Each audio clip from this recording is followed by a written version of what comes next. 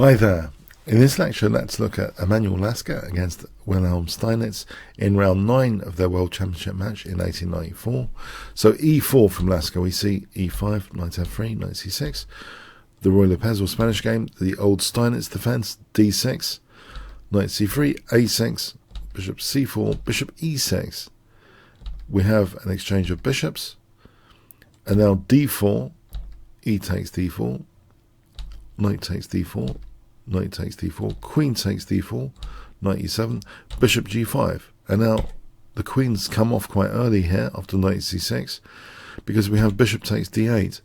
Now Lasker, it seems, some kind of historians and analysts have said Lasker has a tendency to want the queens off because he felt, it seems, that Steinitz had a vulnerability in queenless positions in particular. So there was an alternative here in queen e3, and on this occasion this is only just about equal, this position. There's nothing really to write home about here. So bishop takes d8 was played. We have an exchange of queens, white castle's queenside, knight b5, knight takes b5, a takes. Now black does have double pawns here, and the structure is fragmented after bishop takes c7. Rook takes a2. We have bishop b6 being played. With the rook, a1, there's no, you can't play this because taking and then check and then winning the rook. So we have this move. We have this move, bishop b6, and things get interesting. Bishop e7. Here, if rook a1 check, this is a small edge for white. This position will be a small edge. The bishop goes to d4 here, for example. Small edge for white. So, bishop e7 though was played, c3, and this gives a route for the king to potentially torture b5. b5 is a vulnerability which might be exploitable. However, in this particular position, there is a move which would have given black a much easier game. So early on, the seeds were set for a difficult game because of this next move. Can you see for 200 positional points an interesting move that black should consider to make sure that white's kind of upside structurally is not that exploitable? So there's a move that black should have played here.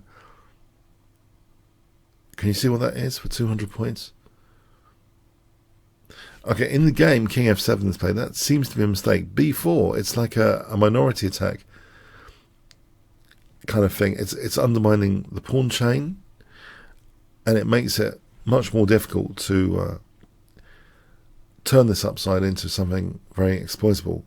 If c takes, as example, rook a4, this is just one example. There's also bishop f6. But let's look at rook a4. This just gets rid of the pawn. And, bishop g7, rook g8. So there's no point taking that. So this is about equal. But also there's even, bishop f6. White can even be temporarily a pawn up. And, again, rook a4 would snap the pawn off. Yeah, it had to be played, it seems. b4 is a critical move to play. If king c2, then just taking on c3, and again, the imbalances of the position have disappeared, basically. Structurally, virtually disappeared. This isn't a problem for black. But in the game, there's a potential king walk. There's potential torture of b5 in the game. This acts, it should have been ignored that there's a pawn on c3, basically. We have king c2 now. And things are different now with king b3. b4 is no longer on the cards. King b3 is on the card. So we have rook a8. Yeah, if we look at it now, I think the opportunity is gone. The king b3, and then even king takes b4 or other options here, or just taking that was a d5. But this is a different scenario. So anyway, this scenario with king b3 here, b4's not so hot. So we have rook a4, f3, rook 8 to a6, bishop d4, g6, rook d3, king e8. Here, if e5, this does weaken d5. Let's just look at this scenario for a moment. Yeah, white's just going to get a lock on d5 and can play rook c1 to guard the first rank. So it's going to be in white's favour. This situation, you know, b5 snapped off. That's going to be a small edge for white. So anyway, king e8, rook ht1, e5 now anyway, bishop e3, king d7, bishop c5, rook a1, rook 1 to d2, king e6, bishop a3, g5. So black is trying a kind of minority attack on this side of the board. I mean, I felt this move was a kind of in the spirit of minority attack, but Steinitz is working his way, you know, with g4 to try and damage white's structure, but it's a bit late. We have, okay, rook b6 now, king b4. This is the thing, b5 is a major target. And the problem is, once you take out these guys, we've got a dangerous, you know, passed pawn over here, in theory. So g4 was played, king a5.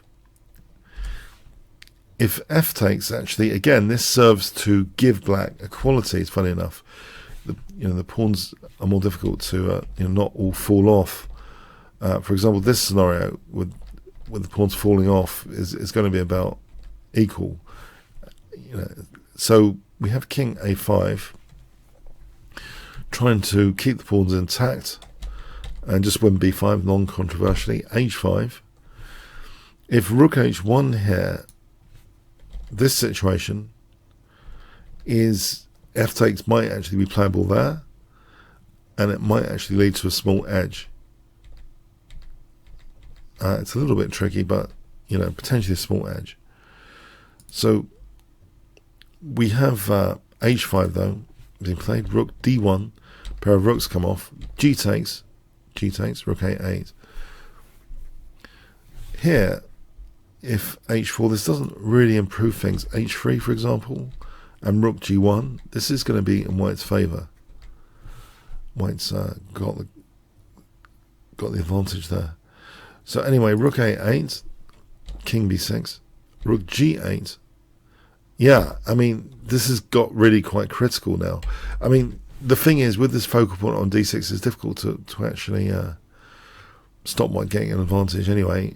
So b7's dropping. So we've got this passed b pawn plan now, and black's trying to offset the weight of that. h4 is played. It turns out here, white could have played even b4 immediately.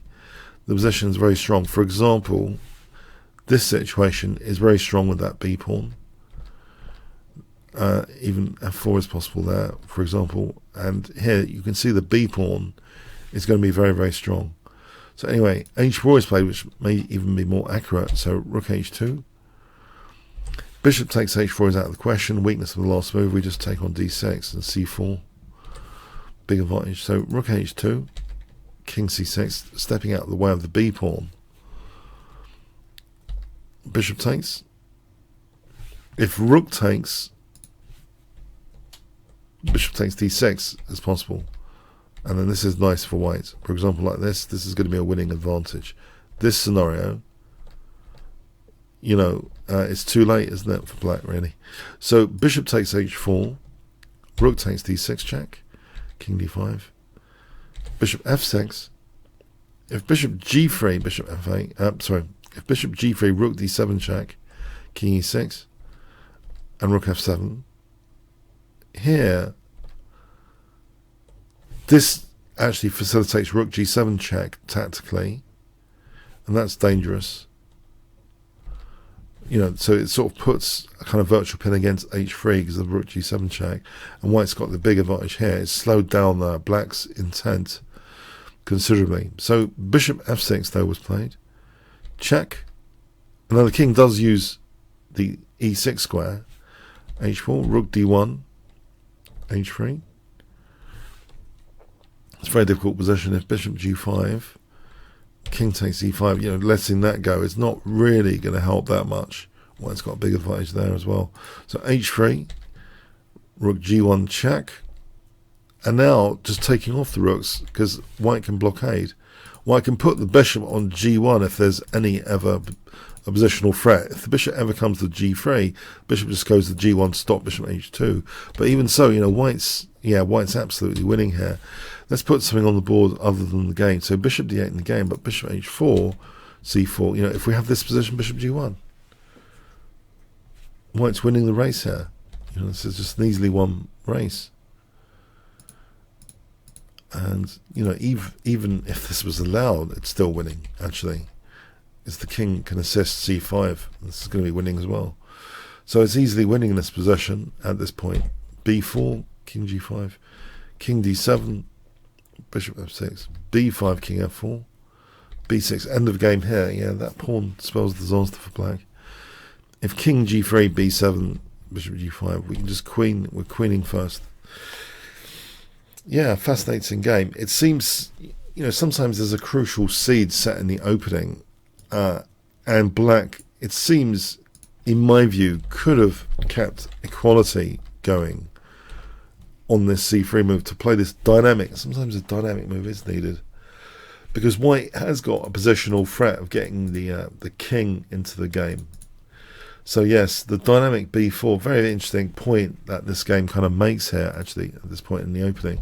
But there's other points as well. So once these guys went, white did seem to have a race-winning potential pass pawn candidate. Fascinating stuff. Hope you enjoyed that one. Thanks so much.